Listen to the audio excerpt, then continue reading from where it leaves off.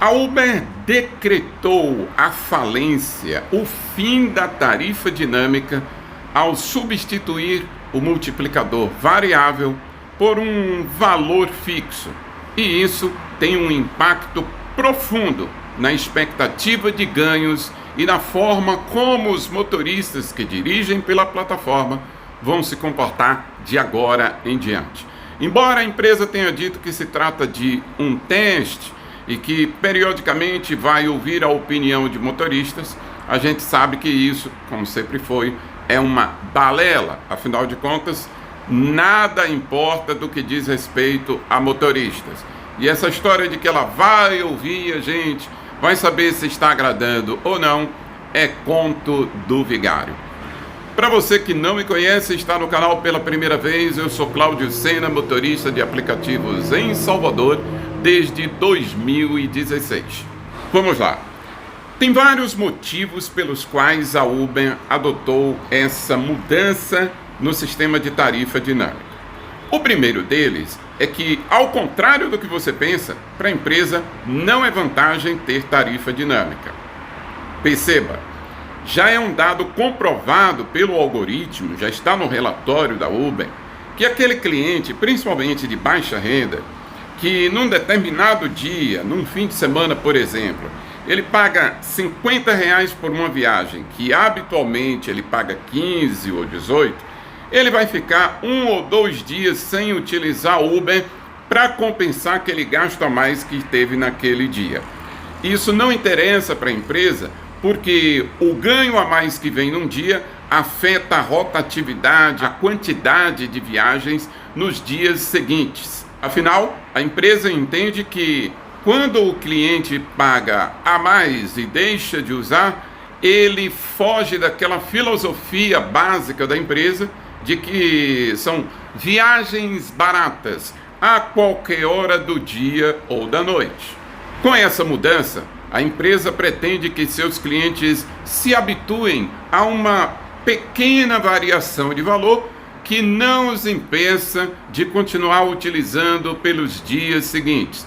Mais ou menos como acontece aqui em Salvador com o sistema Ferryboat e também com o pedágio do Litoral Norte, que tem um valor diferenciado, um valor a mais quando se faz a travessia, quando se passa para a Praia do Forte, por exemplo, em sábados, domingos e feriados.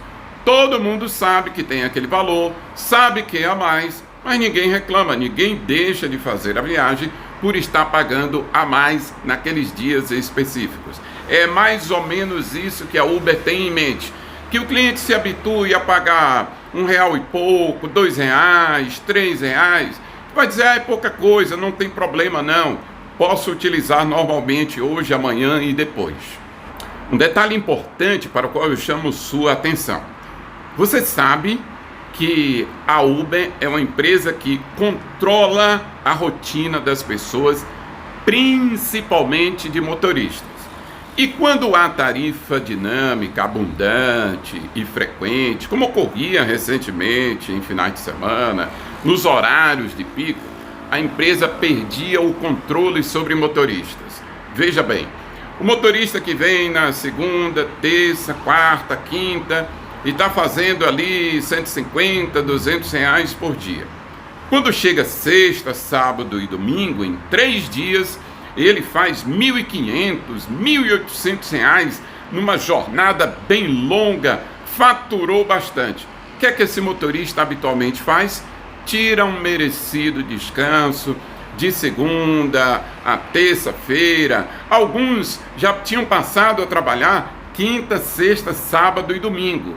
Entenda, para a empresa isso não é interessante, porque ela quer o máximo de carros rodando.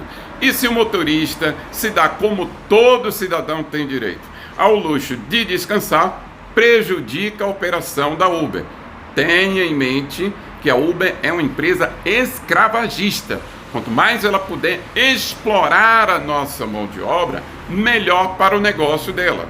Não interessa que o motorista faça R$200 em 3, 4 ou 5 horas. Ela quer que você faça esse valor trabalhando 10, 12 horas. rodando 400 quilômetros. Não importa quanto você se desgastou, mas você tendo em mente que é 200 a sua meta, você vai ficar para fazer os seus 200, nem que para isso tenha que ficar até o limite das 12 horas.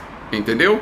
Outro motivo pelo qual a empresa fez a mudança do valor variável para um valor fixo e um valor muito irrisório é que, com sucessivos aumentos de combustível e frequentes reduções de tarifa, e não bastasse, além da queda ou coice, como a gente diz aqui no Nordeste, vem essa desgraça chamada Uber Promo, muitos motoristas passaram a escolher viagens, rejeitando o chamado pescocinho, ou aqui em Salvador, como a gente chama de viagens de buzu, aquela que a pessoa vai atravessar a rua.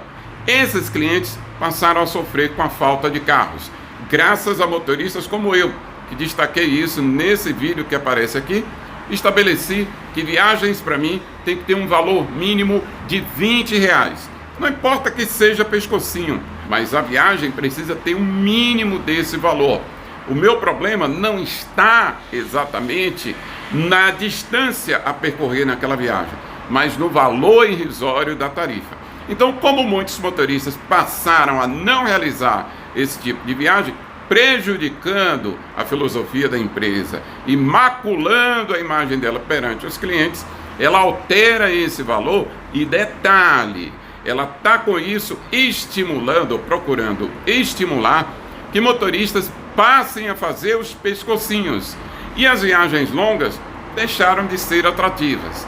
Só um exemplo, já deve ter lembrado aí daqueles bons tempos do Rio Vermelho na madrugada de sábado para domingo. Dinâmico 2.5 para Vilas do Atlântico. A viagem dando aí R$90, R$100. Agora, esqueça, vai dar aquele valor fixo miserável de R$35, R$36 e mais R$1, R$1,75, R$2,50, R$3,75 no máximo.